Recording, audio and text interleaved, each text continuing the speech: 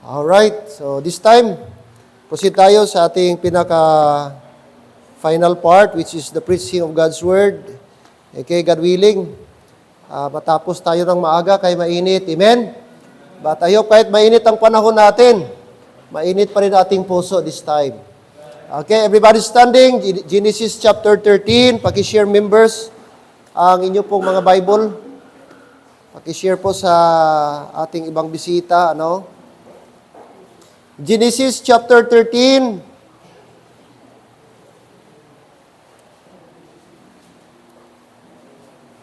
I know na hindi yung first time ito na narinig ninyo ang message about ito, but this morning another story or topic na ating i-discuss about Abraham and Lot.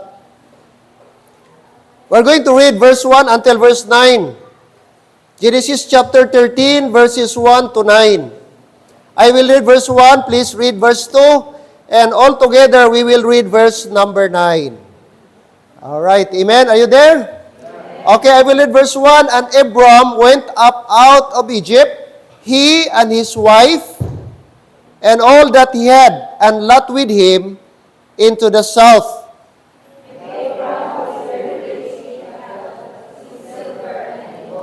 And he went on his journeys. Verse number 3. Lubat na. Verse number 3. And he went on his journeys from the south, even to Bethel, and to the place where his tent had been at the beginning, between Bethel and Hai.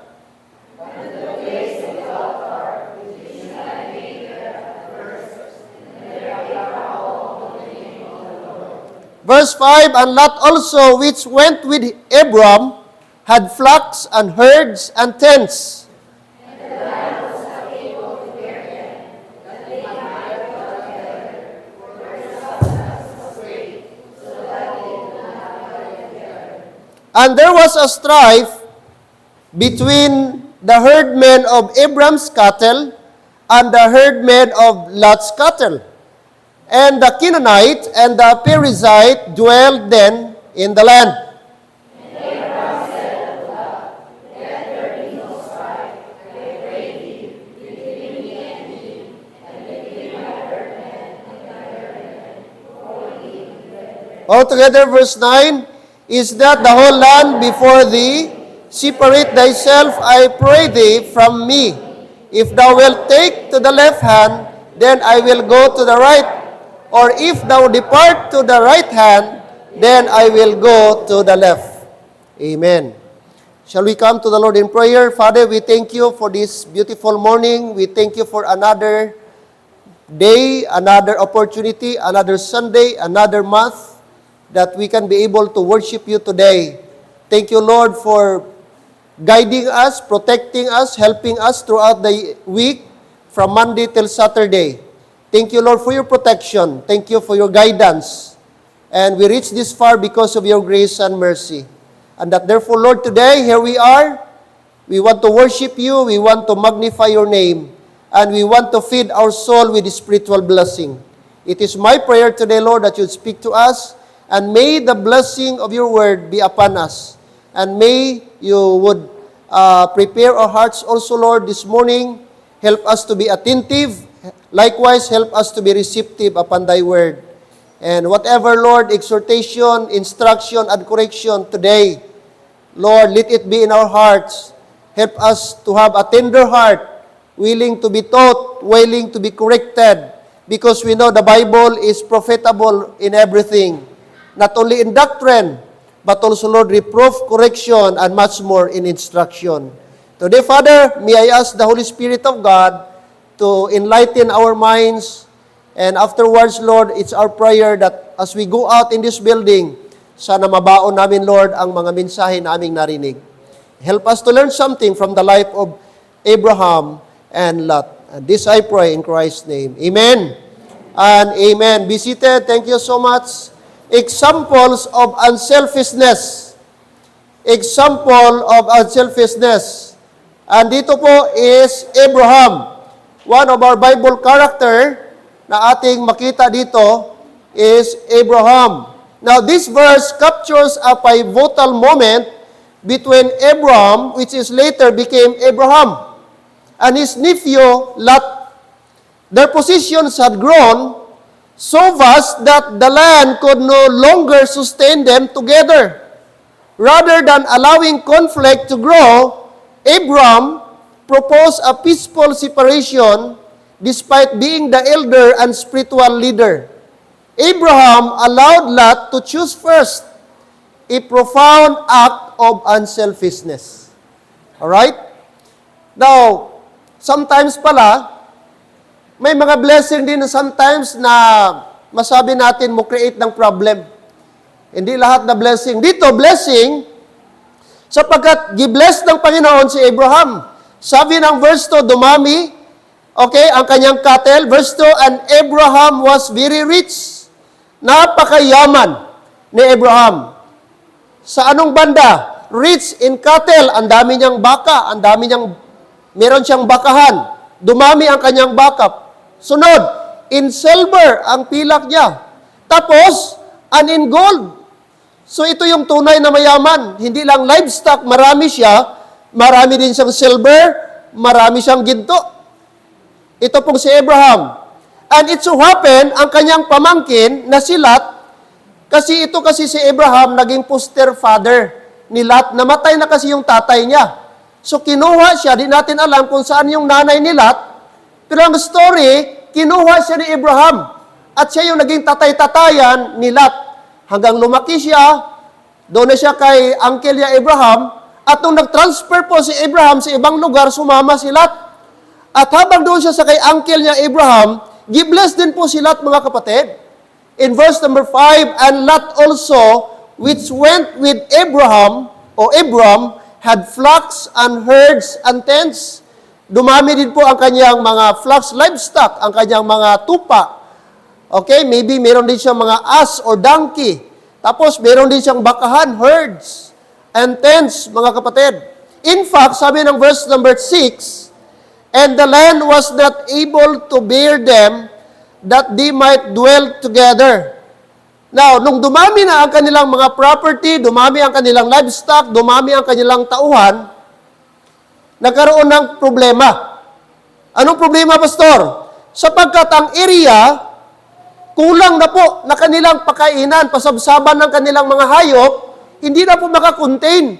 Kung baga, masyado ng congested, masyado ng crowded ang area, nandun yung baka ni Abraham, nandun yung tupa ni Abraham, maybe may mga donkey pa siya, the same area, nandun din yung mga hayop ni Lot. At ang problema, siyempre, kung ikaw, tauhan ka ni Lot, tauhan ka ni Abraham, of course, ang normal instinct, kakampi ka sa amo mo. So maybe nag-uunahan sila ng area na kung saan doon nila pakainin ang kanilang mga hayop. So one day, nagkaroon ng problema. Nagkaroon ng strife, nagkaroon ng conflict. Maybe yung tauhan ni Abraham, okay, nauna doon sa area, sinabi naman ng tauhan ni Lot, hindi, kami ang nauna dito. Huli kayong dumating, kaya amin itong area. Alis kayo dito. So, sabi naman ng tauhan ni Abraham, no, kami ang nauna dito. So, nagkaroon ng problema. Hanggang dumating doon, dumating sa tinga po ni Abraham at Lot. Nagkaroon sila ng problema na ang kanilang mga tauhan, nagkaroon ng conflict. Verse number 6, and the land was not able to bear them, that they might dwell together for their substance. Notice, nakita niyo po? Pansinin niyo po, mga kapatid, for their substance, ang kanilang mga livestock, for their substance was great, so that they could not dwell together. Okay? So wala na, di na ma-contain, mga kapatid. And there was, sabi ng Bible, verse 7, anong problema? And there was a strife between the herdmen of Abraham's cattle. So sa mga tauhan ni Abraham, ang kanyang mga servant, and the herdmen of Lot's cattle. And the Canaanite and the Perizzite dwelled then in the land.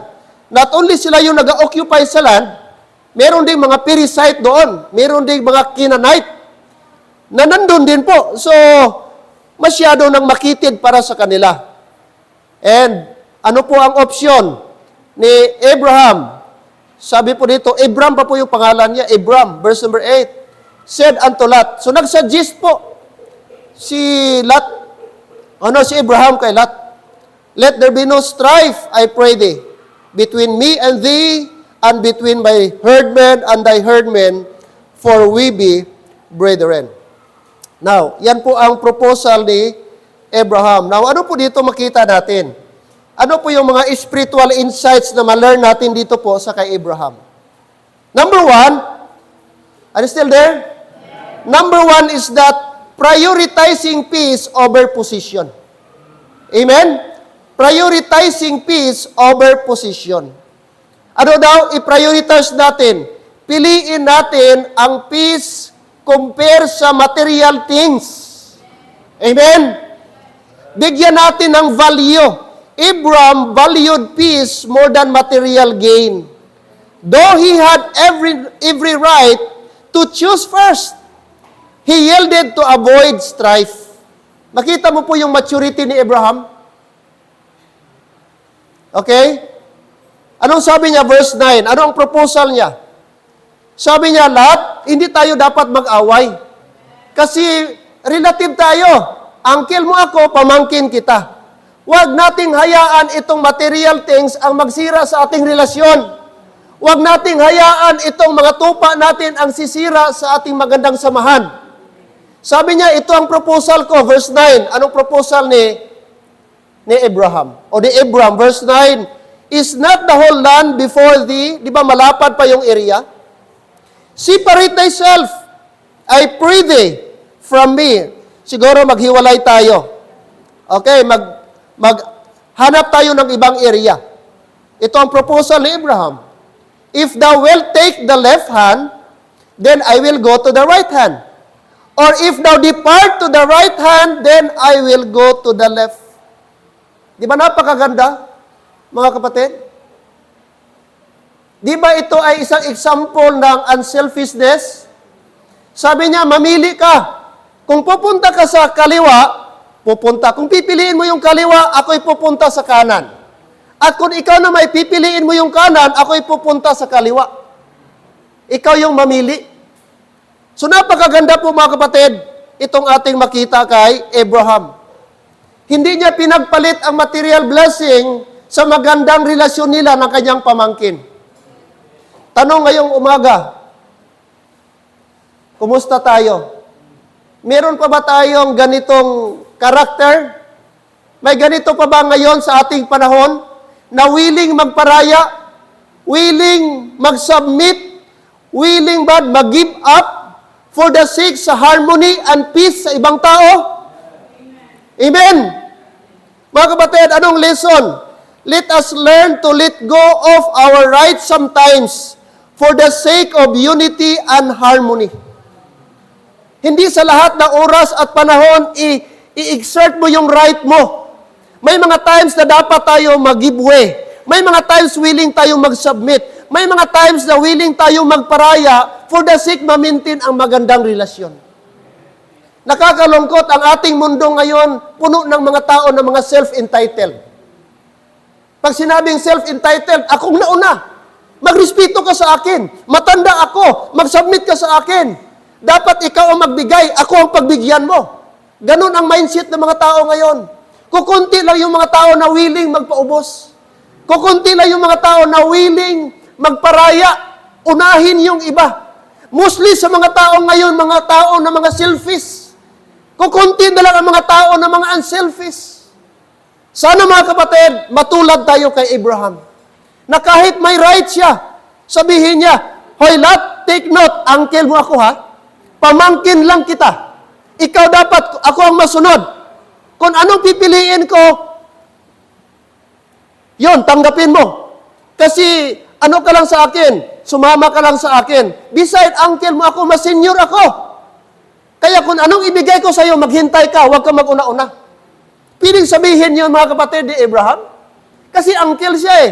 Sa atin, naniniwala tayo ng seniority. Tama? Kaya nga meron tayong priority lane, senior citizen lane. Kasi gina-acknowledge natin mas senior sila, i-priority natin. Pero walang seniority kay Abraham. For the sake ma-maintain, hindi masira yung relationship nila. Siya pang nag-propose. Dapat, sana si Abraham, si Lot, kung matino si Lot, sabi niya, Uncle, ako na lang yung mag-exit. Sige, Uncle, ito na lang yung lugar mo. Hahanap na lang kami ng area para hindi masira yung relationship natin. Di ba dapat ang mag-yield si Lot? Di ba dapat magpakumbaba si Lot? Are you still listening? Pero dito, baliktad, ang uncle ang nag-adjust. For the sake, mga kapatid, ma-maintain ang peace and harmony sa kanilang relationship.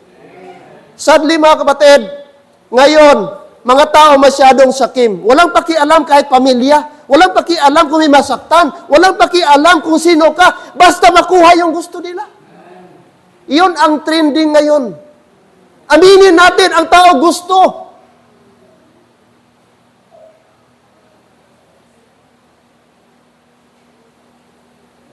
Amen? Mga tao ngayon, wala ng pasensya. Wala na yung patience ngayon. Wala na yung, mga kapatid, other first before me na principle. Mostly, ang tao ang thinking, ako dapat, entitled ako nito.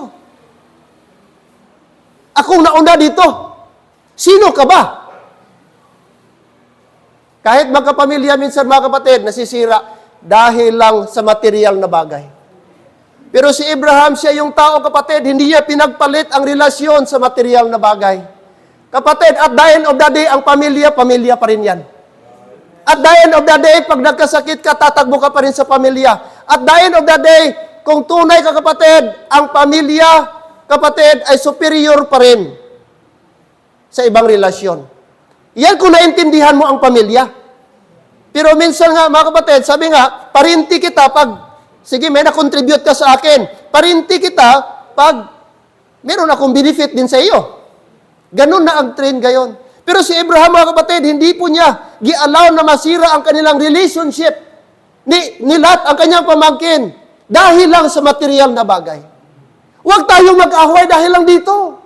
Huwag nating hayaan masisira ang ating relasyon dahil lang sa ating mga tauhan, dahil lang sa area na wala na tayong pasabsaban, magbangayan tayo, mag-agawan tayo, masira. Pero ngayon, mga kapatid, take note. Kahit mga kapatid, nagpatayan dahil lang sa isang bagay. Mag-ama, nagpatayan dahil lang sa material na bagay. Magnanay, magpakaisa, magpakadua, nagpatayan, hindi lang nag-intindihan ay sa gamay na nga. Ganun ka-selfish ang mga tao. Very seldom ka makakita ng tao na willing magpakumbaba. Ngayong umaga, makonsider kaya tayo na meron tayong attitude katulad ni Abraham? Prioritizing, listen, peace over position. Mas dapat i-prioritize natin. I-value natin, mga kapatid. Let us learn to go off our rights sometimes for the sake of unity and harmony. Bakit marami ngayong road rage? Amen? Awayan sa daan, sa kalsada. Nagpapatayan, to the point, nagpatayan, hindi lang gato pungulay, nagpatayan pa. Bakit? Puro mga self-entitled. Puro sila, gusto nila sila mauna. Sila ang tama. Pag ang tao puro tama, may problema talaga. Pag ang tao puro mag-claim siya ang tama, may problema talaga later on. May disgrasya talaga. Hindi lang yan bad. Dito sa atin, nag-viral din. Harap ng ating public terminal. Hindi lang sa Antipolo. Sa public terminal natin, nag-agawan lang ng pasayro. Pasayro lang, nagtapungulay. Mga konduktor at driver o ano pa. Ay baka ma-viral dito, may tricycle driver tayo dito. Someday, dahil lang sa pasayro, sana hindi naman ma-viral si Brad Michael at sila Brad Maki. Sila Kapatid, tandaan natin ang ating aksyon. Anong resulta pag ginawa natin? Amen po ba? Romans chapter 12, verse number 18. Anong sabi ni Apostle Paul? Romans chapter number 12. Romans chapter 12.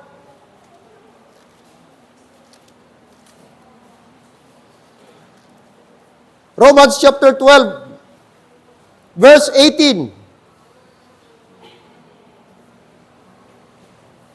Let us read verse 18. Ready, go. If it be possible, as much as lieth in you, live peaceably with all, what? Men. Anong instruction ni Lord? Live peaceably with all men. Mamuhay kayo ng tahimik sa mga tao. Alam niyo po, kung tayo po ay, kapatid, marunong magpakumbaba, mas less ang ating kalaban. Mas less ang ating ma-offend na tao. Pag ikaw yung tao na very humble, marunong ka mag-concede, marunong ka mag-consider, most likely less, mga kapatid, ang ating magiging conflict.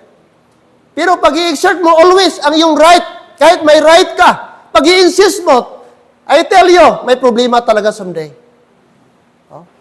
Si Abraham, mga kapatid, pwede siyang i-assert niya ang kanyang right. Pero this time, nag-concede siya. This time, nag-humble siya. This time, siya ang nag-propose. And therefore, mga kapatid, wala kang makita, nagkaroon ng problema si Lot at Abraham, except dito. Kasi si Abraham, siya yung tao, mga kapatid, na mayroong attitude na unselfish. Prioritizing peace over possession. Kapatid, kung meron mang time, dumating man sa bagay natin, material man yan na bagay, take note, kahit maangkin mo yan, pero masira naman ang inyong relasyon, what's the point? Yes, andyan. Yes, nakuha mo. Pero sira ang relasyon mo sa husband mo, sa pagkaisa mo, sa bayaw mo, sa ugangan mo, sa mga pinsan mo. Ma-enjoy mo ba yung bagay, pero walang sumasapak sa'yo? Nandyan ka nga, yumaman ka, na-enjoy mo yung material na bagay, pero mga kapatid, wala ka namang relatives, wala ka namang kaibigan na nagabisita sa'yo dahil alam nila yung ugali mo. What's the point? Nandun ba yung joy? Sabi ng Bible, for what shall it profit a man if he shall gain the whole world and lose his own soul? Maangkin mo ba yung mga lahat na material bagay, kapatid, pero kung nag-iisa ka at walang kaibigan, walang tao na ganahan sa'yo o like sa'yo, walang kwenta. Di bali na tayo, materially, kapos tayo, mahirap tayo, pero mayaman tayo sa kaibigan, yun ang tunay na meaning ng buhay. Hindi nasusuka sa material na bagay. Doon sa mga tao, mga kapatid, na naging party po ng ating buhay. At the end of the day, mga kapatid, yun ang mag-matter. Hindi yung, amen? Hindi yun mag-matter pag namatay ka. Yung naangkin mo, na-accumulate mo, hindi yan mag-matter. Ang mag-matter yung tinulungan mo ng mga tao. At the end of the day. Abraham valued peace more than material gain.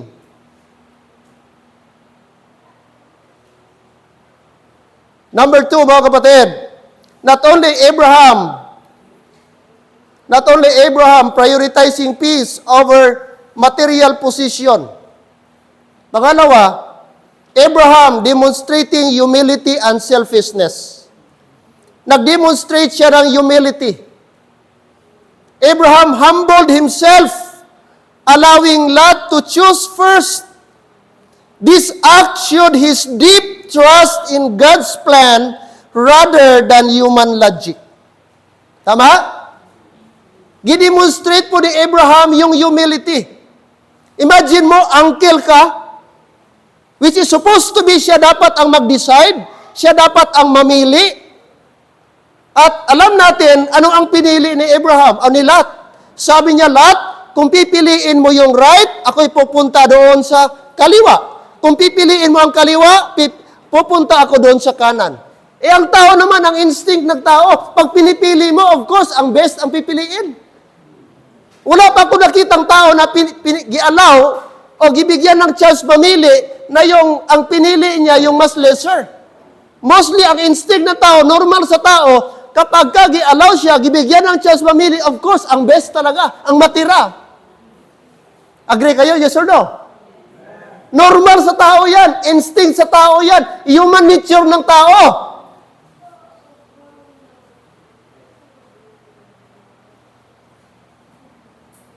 But look, Abraham, mga kapatid.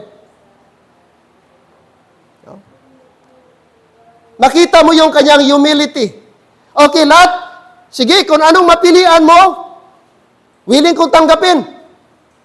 Pero hindi niya sinabi, okay, hati tayo sa magandang area, hati tayo ha, tapos hati din tayo dito sa kung anong area nga hindi maganda, hati tayo para fair tayo. Hindi niya sinabi. Okay, ibig sabihin, willing siyang tumanggap kung anong result sa kung ano ang matira. Kasi si Lot ang unang nagpili. What if kung nagipili ni Lot yung maganda, ano matira sa kanya? Of course, hindi maganda. At sabi ng Bible, na mas pinili ni Lot, later on, nakita natin, yung pinaka-the best na area. Sabi ng verse number 9, is this the whole land? Balik tayo doon sa chapter 13. Verse number 9. Sabi ng verse 9, is not the whole land before thee? Separate thyself, I pray thee, from me. If thou wilt take the left hand, then I will go to the right. Or if thou wilt depart to the right hand, then I will go to the left. Church, that is humility. True faith is expressed in humility. When we trust God, we don't feel the need to grasp for the best for ourselves. Okay? So, ang faith at humility, magkasama po yan. Kung meron kang faith, mga kapatid, tunay na pananampalataya, magkasunod po yan ang pagpaparaya. Magkasama po yung humility. Sapagkat andyan sa isip po ni Abraham, na kahit ang ibigay ng Diyos sa kanya hindi best, kaya pa rin siyang i-bless ng Panginoon. Hindi nakadepende doon sa area, kundi sa blessing ng Panginoon. Sapagkat si Abraham nagtiwala na may Diyos, na siyang magbibigay ng blessing para sa kanya, kahit less ang ibigay sa kanya. That means ang kanyang confidence nasa Diyos, hindi sa area, hindi sa material na bagay.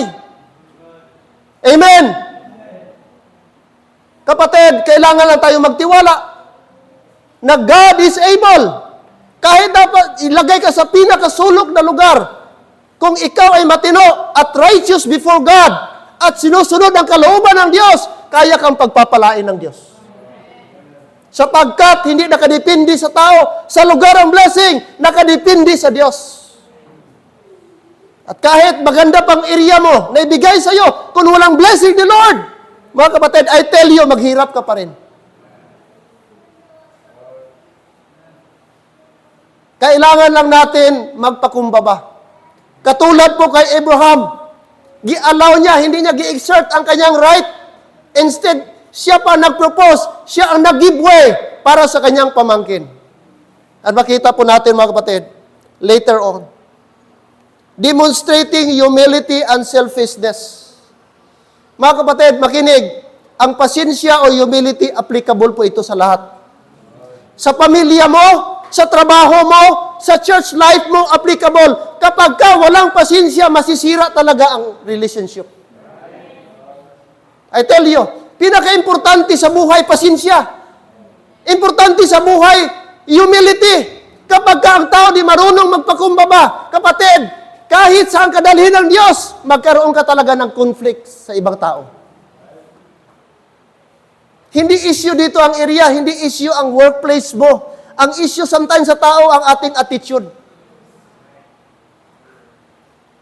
Kahit sa taas ka pa na posisyon, mababang posisyon, kung di ka marunong makibagay, hindi ka tatagal sa trabaho.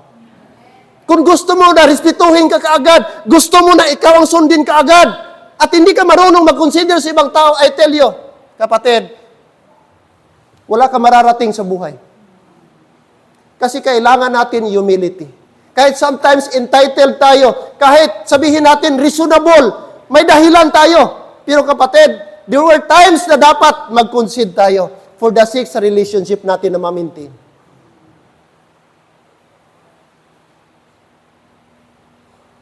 Diyan pa tayo? Demonstrating humility and selfishness. Selflessness, hindi selfishness, selflessness.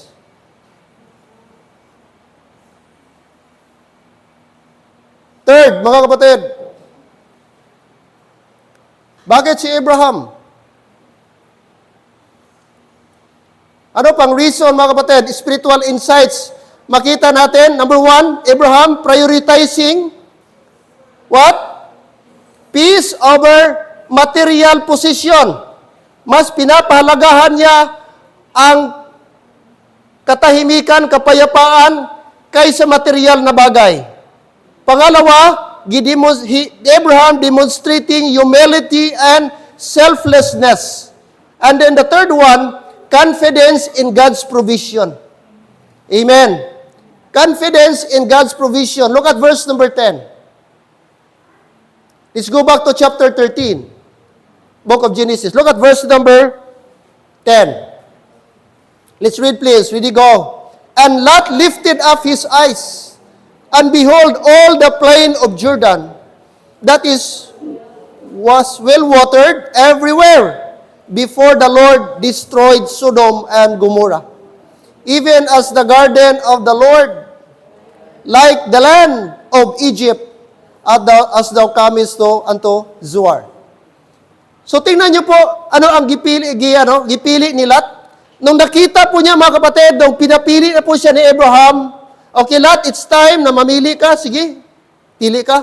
At sabi ng verse 10, nung nakita ni Lot, tiningnan niya sa unahan, and Lot lifted up his eyes and beheld. Anong nakita niya? All the plain. All the plain. Take note. Lahat po nakapatagan doon sa Jordan. That is what, ano ang Jordan? Anong description sa Jordan? That it was well watered everywhere. Wow. May mga tubig kahit saan. And I believe, kung meron kang livestock, number 1 talaga i-consider mo water. Tama? Kasi di ka pwede mag-alaga ng hayop na walang water.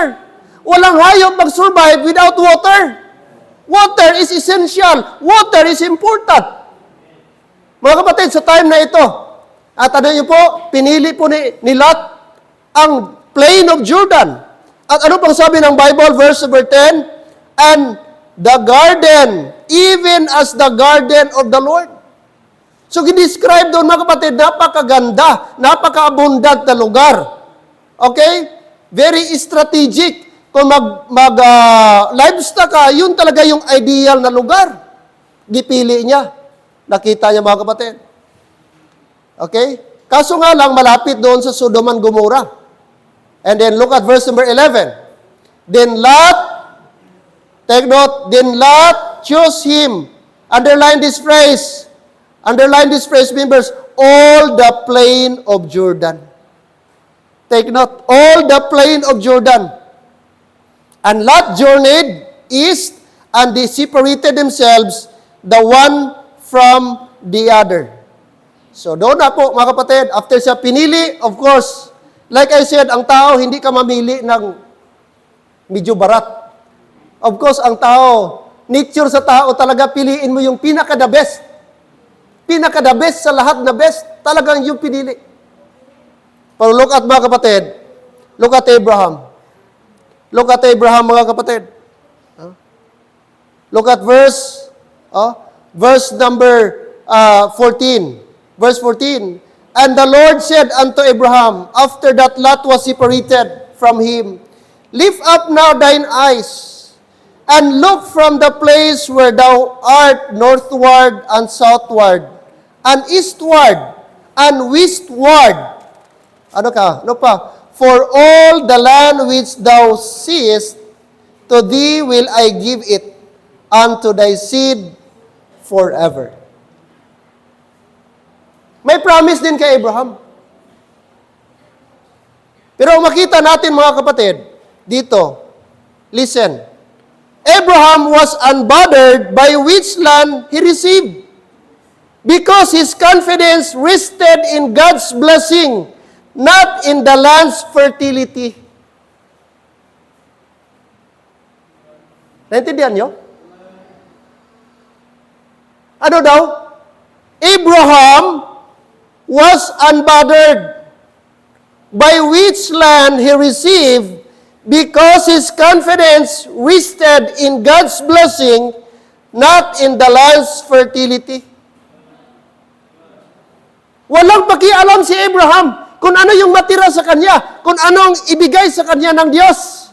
Sapagkat alam niya, ang blessing ay hindi sa lugar, hindi kung fertile ang lupa o hindi fertile ang lupa, but the blessing comes from the Lord. Tanong, kapatid, anong natira kay Abraham? Kaya sabi ng Bible, and Lot chose all the plain of Jordan. Tanong, anong natira kay Abraham? Kaya lahat patag kinuha na ni Lot. Of course, bundok ang natira sa kanya. At alam natin ang Middle East, mga kapatid, di ba ako nakapunta, pero magtingin ka na lang sa National Geographic. Mostly, mga kapatid, batuhon, rugged, tapos mabundok, tapos wala pang mga puno. And very seldom lang po, mga kapatid, may makita kang tanim doon sa Middle East. Right now, sa Israel, of course, meron na. Pero back in 2,000 years ago, 3,000 years ago, I don't know kung ano itong Middle East. And most likely, mga kapatid, very seldom lang makakita talaga ng green-green na area. Pero take note, mga kapatid, tingnan niyo yung confidence ni Abraham. Lord, sige lang, kahit anong matira sa akin, kung anong piliin okay lang. Because I know na kahit bundok, kaya mo ko i-bless. Kahit bundok, Lord, kaya mo ko i-prosper. Sapagkat ang blessing, wala nakadepende sa fertility ng lupa. Yun ang tao na may confidence. Kapatid, kaya kang i-bless ni Lord kahit di ka mag-abroad. Kaya kang i-bless ng Panginoong Diyos kahit ultimo ka lang. Kaya kang i-bless ng Panginoong Diyos kahit dito ka lang sa Pilipinas. Magtiwala at mga kapatid, sundin lang natin ang will of God. That's the secret of God's blessing. Huwag tayo mag-shortcut. May mga tao ngayon, bahala masira yung relasyon basta makuha ko ito. Ang mga tao ngayon mahilig sa shortcut. Alam niyo po, yung shortcut blessing, dali din yan mawala. Are you listening?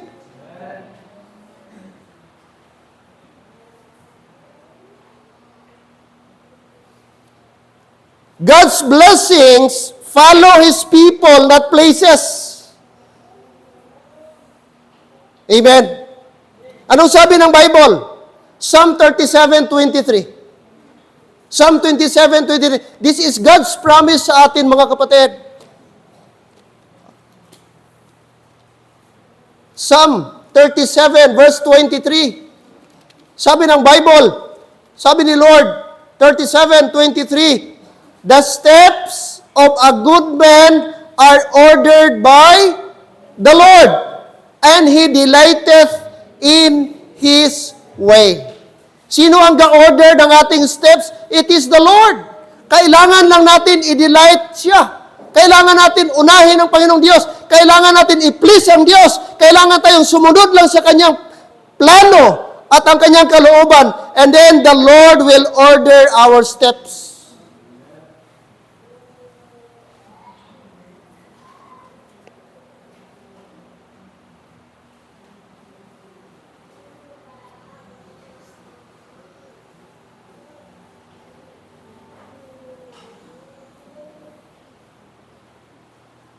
Tanong, bakit maraming tao gustong pumasok sa politika? Kahit artista, even pastor pa.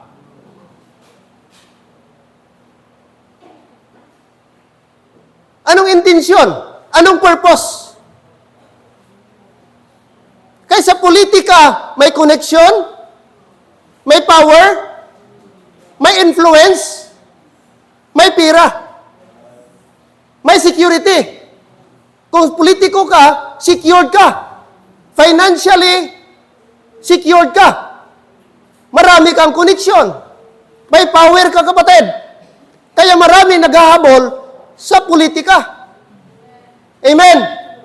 Pero ang tanong, bilang Christian, ganun ba tayo? Ganun ba ating mindset? Ang ating security ba nasa tao, nasa posisyon? Kung Kristiyano ka, dapat maintindihan mo, wala sa tao, wala sa posisyon, wala sa ekonomiya, but in the power of God. In the presence of God. Si Abraham, ito yung naintindihan niya. Lord, kahit bundok akin, kahit wala na si Si Lot sa akin, kahit naghiwalay kami kay Lot, alam ko, Panginoon, kasama kita. Alam ko, Panginoon, i-bless mo ako. Alam ko, Panginoon, i-prosper mo ako. Sapagkat ikaw ang may-ari ng blessing. Ikaw ang Diyos na kaya mong gawin ang di kaya ng tao. Ngayong umaga, saan ang confidence mo? Saan ang security mo? Ang mag-coordinator ko kay Mayor, kay Sir Bull ba? Makakaon pa ta, pirmi, kay kada gabi, may, ano to mo? May kape pa. Di, may 500 kada adlaw, sayang pa ni. Coordinator, lista-lista ka lang da. Sino, kan mo? Pila ka mo di kabilog.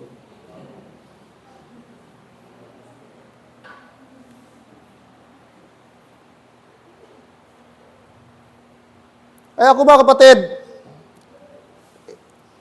hindi ako favor na pastor mag-intrapolitika. Magalit na kayo sa akin. But this is my position. Kung pastor ka, tinawag ka na magpastor. Hindi magpolitiko. Kung magpolitiko ka, resign pagka-pastor. But neither pastor politiko. Kaya na bahidan mo, nasiraan mo ang mga pastor na matino. Napili pala kahit pastor magpolitiko. You need to separate the two. You cannot serve two masters.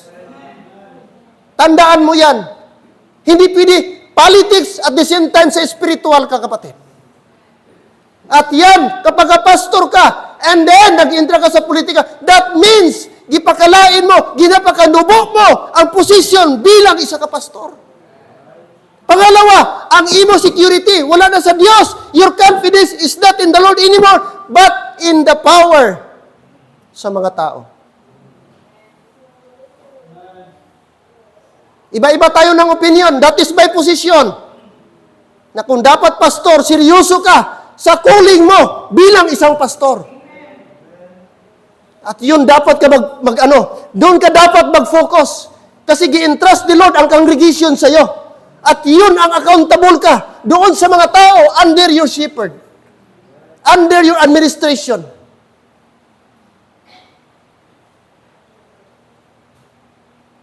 Abraham unbothered by which land he received because his confidence rested in God's blessing, not in the land's fertility. Kung may chance, kapatid, papipiliin ka. Kaya natin ang ginawa ni Abraham? Willing kaya tayong tumanggap ng leftover? Willing kaya tayong tumanggap kung ano mang giano sa atin? May blessing dyan. O sige, pili kayo dito. Oh. Minsan, may mangga, pili.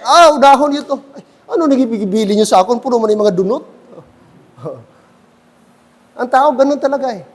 Hindi natin ma-appreciate kung anong nandyan. Pero bilang tao, dapat anumang gibigay sa atin, kaya natin mag-appreciate. Amen? Kaya natin magpasalamat. Regardless kung ano man yan. Minsan, gusto lang ni Lord, itest ang ating attitude. Kung ang ibigay niya sa iyo, hindi maganda, hindi best, ano ang response mo? Magkumod-kumod ka? O pasalamat ka lagyapon? May libre bugas pang hatag, Brad. Ano man iman, kabaho-baho man, di man matigam. Sige lang. Kung di matigam, para sa ido Tilipay pa tong ido, kay kung di kaya sa tao, at least may ido, may pagkaon. Di man ito mareklamo ido, ano man higipakaon niyo sa akon, baho-baho. Diyan ba tayo? Amen? Fourth and last, mga kapatid. Fourth and last, leading by example. Abraham leads an example, leads by example. Leadership by avoiding conflict and acting with wisdom and grace. Si Abraham, siya yung ating model ng true leadership. Ang true leader, Brad, marunong mag-evaluate, mag-assess sa sitwasyon. Pag ginawa ko ito, anong resulta? Conflict? Kung i-assert ko yung aking right, conflict, yun nga, ako nga ang nasunod, pero ang resulta naman, conflict. Pero pag ito yung gagawin ko, mag-giveaway ako para ma-maintain ko yung ma-maintain aming relationship. So ang tunay na leader, may assessment, marunong mag-evaluate sa sitwasyon, babasahin niya, babalansihin niya bago siya mag-decide. Iyon ang tunay na karakter ng isang leader. Hindi ura-urada, hindi na padaso-daso na decide niya, hindi driven by emotion. Nakuha nyo? Kundi by God's wisdom, ginaplano niya, gina-assist niya, gina-evaluate niya. Ano kaya? Lord, kung ako ang magpili una, anong resulta? Pwedeng makuha ko yung area na maganda, pero masira naman ang aming relasyon ng pamangkin ko, si Lot. Whereas Lord, kung ako na lang kaya magbibui, siya papiliin ko, pero at least, maintain pa rin, maganda pa rin aming relationship. Sige Lord, ganito na lang.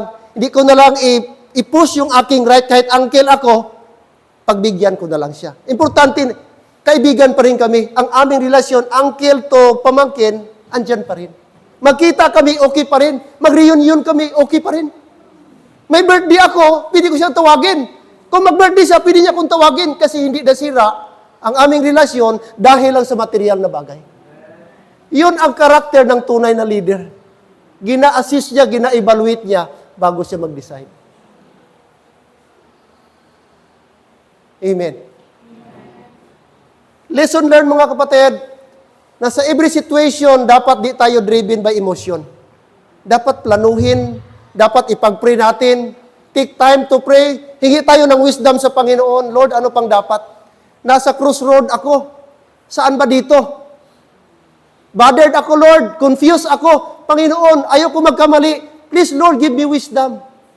Paano ko i-handle ang sitwasyon na ma-maintain pa rin ang magandang relasyon namin?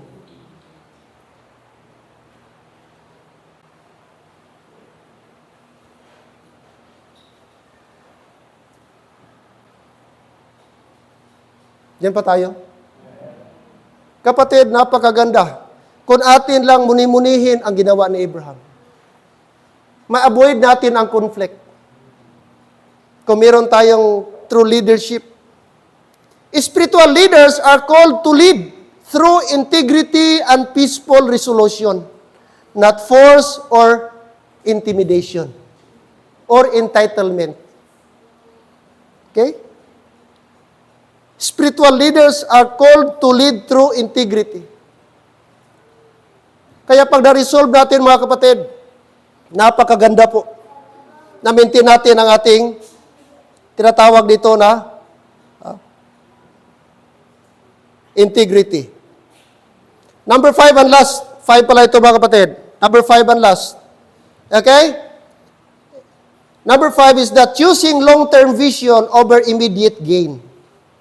Choosing long-term vision over immediate gain. Mas piliin natin yung long-term. Hindi lang yung short-term. Hindi lang yung dyan lang, hanggang dyan. Si Abraham, nakita niya mga kapatid kung paano. Ano ang long-term? Ano ang napakaganda doon sa unahan? And look what happened sa ating binasa. Sabi ng Diyos sa kanya, nung naghiwalay sila kay Lot, ba't hindi siya pinabayaan ng Diyos? Napakaganda po ang pangako ng Diyos sa kanya. Verse 14, and the Lord said unto Abraham, after that Lot was separated from him, lift up now thine eyes, Abraham. Tingnan nyo, kung si Lot mas pinila yung magandang area, plain ang kanyang pinili, but look, ano ang promise ko sa iyo? Tingnan mo, lift up now thine eyes and look from the place where thou art northward, southward, and eastward, and westward. See, mga kapatid, lahat na direksyon binigay ng Diyos sa kanya. Sa lahat na makita mo, for all the land which thou seest, lahat na makita mo, to thee will I give it unto thy seed forever. Kapatid, basahin mo anong nangyari kay Lot. I-compare mo ang dalawang tao, Lot and Abraham. Alam natin ang story kay Lot. Sinunog ng Diyos ang lugar na kung saan si Lot pinili niya, the city of Sodom and Gomorrah. Hindi niya gi-consider, kapatid, ang area. Ang nakita lang, short term lang, ay ito may tubig, ito patag, maganda ito. Pero di niya gi-consider ng mga tao sa pinuntahan niya, masasamang tao, mga taong immoral, mga taong walang Diyos. That's why gisunog ng Diyos ang Sodom and Gomorrah because of great wickedness. In fact, mga kapatid, sabi ng angel, alis kayo, kay susunogin na ng Diyos. Salamat, bago sinunog, nag-warning ang angel of the Lord. Alis kayo, takas kayo dito. Kasi magpadala ang Diyos ng fire and brimstone, sunogin niya sa sobrang sama ito. But you know what, mga kapatid? Nung paalis na sila, sabi ng angel, huwag lilingon. Kasi sa time na lilingon, maging pillar of salt kayo, magiging haliging asin. But you know what, mga kapatid? Dahil influence sa mundo, influence sa society doon sa lugar, kung saan si Lot nakatira, Sodom and Gomorrah, hindi sumunod ang misis ni Lot. At nung lumingon siya, sabi ng Bible, he became a pillar of salt. Sa pag-travel pa lang nila, disgrasya na asawa ni Lot. Kapatid, kasi instruction ni Lord, huwag lilingon. Dala niya dalawang anak niya, at doon sa bundok, sa kuiba, doon sila nakatira, mga kapatid, to the point na buntis niya, dalawang anak niya. Very sad story po, nangyari kay Lot. Panandalian lang kaligayahan niya sa Sodom and Gomorrah. Panandalian lang yung na-enjoy niya yung plain of Zoar. Pero afterwards, mga kapatid, nasira ang buhay niya. Samantala si Abraham, nag-enjoy sa blessing ng Panginoon. Kahit bundok, but the presence of the Lord is there. Kahit bundok, but God prospered him. Kahit bundok, mga kapatid, ipagpala siya ng Diyos. Kapatid, huwag kang mainggit kung ang party mo ngayon.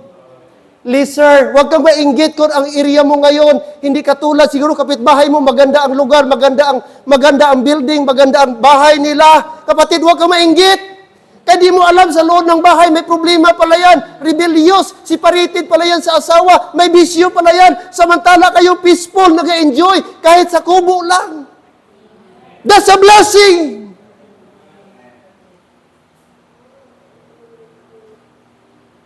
Sometimes ma-intimidate tayo, sometimes ma-pressure tayo. Ay, may pa sila, kay nakaano na, may pa sila. Huwag kakabalo, problema nila, mas lala gali.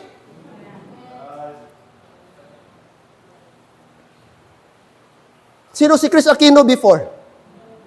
Are you with me? Maputi, maganda, matalino, mayaman, sikat, name it, andyan na kay Chris Aquino. But right now, halos butot balat na.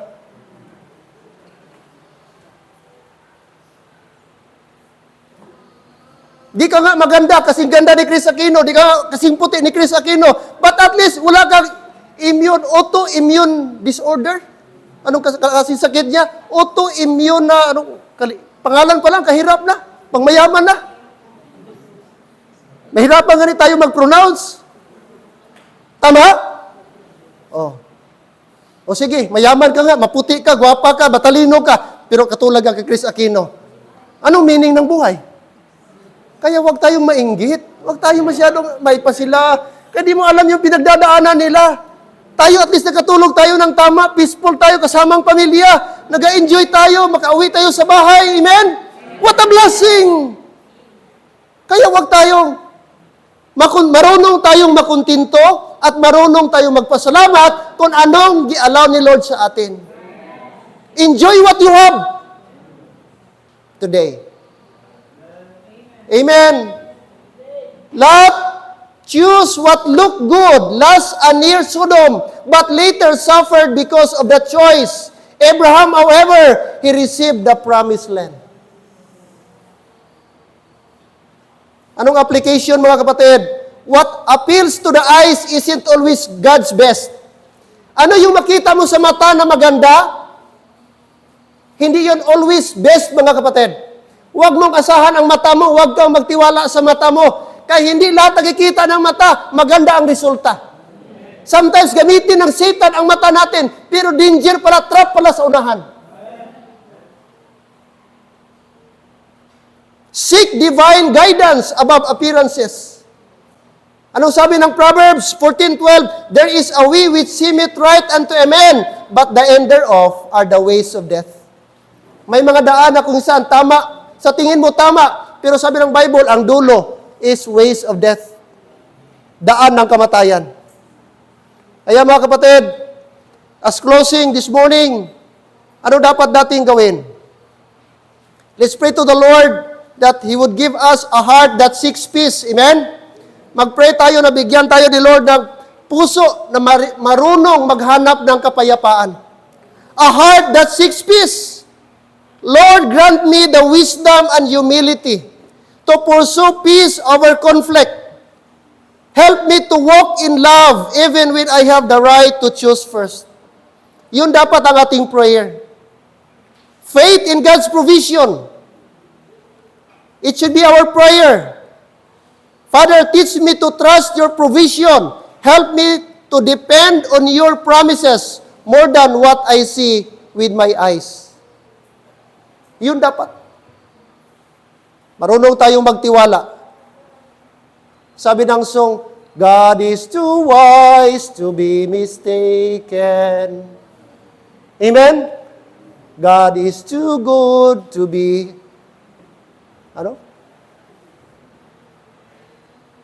God is too wise. Mas marunong siya kaysa atin. Nakita niya ang need natin. Nakita din niya at alam niya ano ang best para sa atin. Kaya huwag tayong magmadali. Wait on the right time. Because I believe every person meron tayong right time. Magtiwala lang tayo sa Kanya. Abraham learned, mga kapatid, that it is always best to wait upon the Lord. It is always best to depend upon the Lord. Christians, I hope and pray na sana po ang example ni Abraham, by God's grace, ma-adapt sana natin. Na mas piliin natin, Brad, prioritizing peace over material possession. Take note, ang real blessing, ang real position, hindi dito sa mundo, nasa taas. Doon ang ating eternal position. Amen. Let us follow the example of Abraham. Every head bow, every eye closed, tayo po'y tumayo. Panginoon, salamat po sa inyong mensahe. Salamat po sa buhay ni Abraham. Na Lord, aming nakita ang kanyang unselfishness. Makita namin, Lord, ang kanyang humility. Makita namin, Lord, ang kanyang maturity. Na Lord, hindi niya gi-assert ang kanyang right. Hindi niya gi-impose ang kanyang pagiging superior or senior. But Lord, willing siyang mag-give up, willing siyang mag-give way for the sake, Panginoon, na hindi masira ang kanilang relasyon. Sapagkat para kay Abraham, mas mahalaga ang relasyon kaysa material na bagay. Kaya Panginoon, ngayong umaga, it's my prayer na sana po, katulad kay Abraham, bigyan niyo kami ng ganung attitude. Bigyan niyo kami ng attitude na magtiwala sa inyo. Hindi sa material na bagay na aming maangkin sa mundo, but in the living God, who give it all things to enjoy. Father in heaven, what a blessing. Lord, we admit sometimes, makatingin kami sa paligid. Sometimes, Lord, makatingin kami sa ibang tao. Sometimes, desire kami na sana ganyan din ako. Pero Lord, we believe in the right time. I know in the right time, Lord, basta magtiwala lang kami. Huwag kaming mag-shortcut, Panginoong Diyos. At magtiyaga kami, magsipag kami. I believe someday, Lord, ang aming mga desire, i-grant din po. This morning, Father, is my prayer na sana nagbigay itong halimbawa sa amin.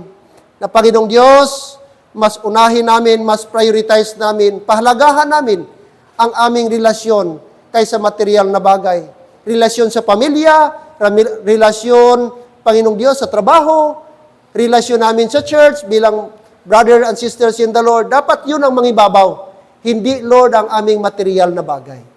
Maraming salamat, Lord God, and I pray today, as we dismiss, sana po mabao namin ang mensaheng ito at sana magbigay itong hamon sa aming buhay. As you bow your head and close your eyes, mga kapatid, narinig natin ang challenge. Ang upuan ay lugar sa pakikinig, but the altar is a time na dapat nating ilapit ang ating sarili. Can you come to this altar this morning and can you say, Pastor, salamat po sa message. Pastor, naintindihan ko at talagang tumagos sa aking puso ang nangyari po kay Abraham. Salamat po sa mensahe. Pastor, please pray for me na by the grace of God, sana ma-adapt ko yung buhay po ni Abraham. Can you come? Amen? Kung nag-usap sa iyo ang message ngayong umaga, kung may naintindihan ka mensahe natin ngayong umaga, hindi po imposible at hindi mahirap, hindi ka lumapit sa altar at magpasalamat. Lord, salamat po sa reminder na bagamat wala ako ng material na bagay, pero ako'y nagtitiwala na ikaw kaya mo akong i-prosper. Kahit ganito lang ako, kahit ganito na yung trabaho ko, kahit hindi ako mag-involve sa ganyang mga bagay, but I know, when I live peaceably, when I live righteously, Lord, someday in the right time, kaya mo din akong i-prosper. Amen. Come to the altar. All we need is humility, mga kapatid. Gusto ng Diyos, makita sa ating puso ang humility. Makita sa ating puso ang pagtitiwala sa Diyos. Panginoon, ikaw lang gid, Lord, akong ginaasahan. Wala na pong iba. Amen? How about the others? The altar still open. We can kneel down and come to the Lord. Amen.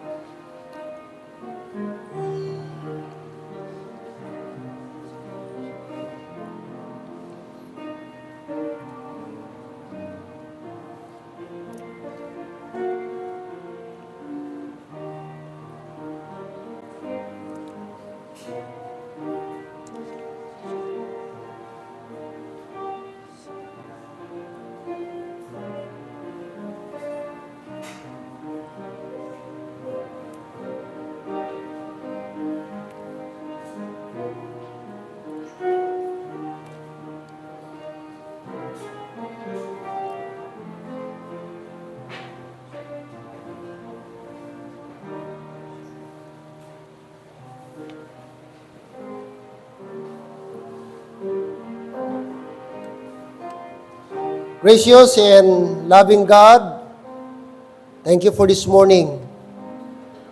Na Lord, hindi po naging sayang ang aming pagpunta sa church. Salamat po sa message na pinaabot niyo po sa amin. Especially, Lord, about sa life ni Abraham. Thank you din po, Lord, sa mga tao who came forward in this altar. Narinig niyo, Lord, aming mga kahilingan. Narinig niyo aming mga prayer requests ngayong umaga. Father, I pray, tulungan niyo po kami sa aming mga desire. Tulungan niyo po kami sa aming mga prayer request. Na always kami, Lord, mag-trust sa inyo. Ang aming confidence na sa inyo. Wala sa ibang tao, sa material na bagay, but in the person of the Lord Jesus Christ. Lord, sa aming pag-alis, sa nang mensahe ito ay aming mabaon.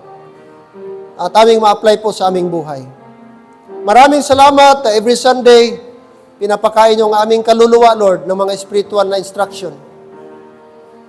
Thank you also sa aming mga visitors, kasama namin today, family Brother Daniel, Sister Honey, and even sa kanilang anak si Brianna. Bless Lord, trabaho Brother Daniel. Bigyan niyo siya ng lakas at protection. Sister Honey, maka-full recover siya sa kanyang katawan, Panginoon. Gamitin niyo po siya dyan sa area po ni Sister Jane. Bagyang pag-eskwela ni Bria, Lord, i-provide niyo po ang kanyang financial needs and also wisdom and knowledge sa kanyang mga exams. And we look forward, makasama pa namin sila.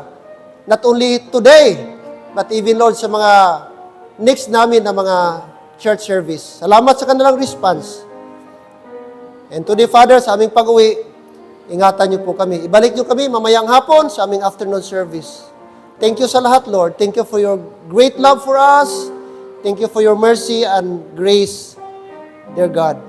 All these things, Lord, we pray, we thank, and we give you back all glory and honor to you. Thanksgiving, Father, in Jesus' name. Amen and amen. All right, remain standing. Di ko na lang tawagin ba, Brother Edwin, okay, consider na lang natin yung paa sa ating moderator, Brother Ferdy, please.